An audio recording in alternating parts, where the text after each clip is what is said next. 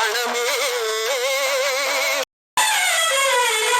பணம் இருந்தால் போதுமடா மடியிலே ஐயா பாசம் என்ன நேசம் என்ன உலகிலே இனம் என்றும் குலம் என்றும் பேசுவோர் கையில் இருந்தால் தான் விசிறி கொண்டு வீசுவார் இல்லாதான் வீட்டினிலே அன்னையும் இல்லை தந்தையும் இல்லை பெற்ற பிள்ளையும் இல்லை வரவு வரும் போது கண்கள் மயங்கிடும் அது செலவழிந்தால் சித்த ஞானம் பிறந்திடும் உழைப்பினிலே வாழ்ந்து வந்தால் கஷ்டமும் இல்லை கடன்களும் இல்லை கவலையும் இல்லை.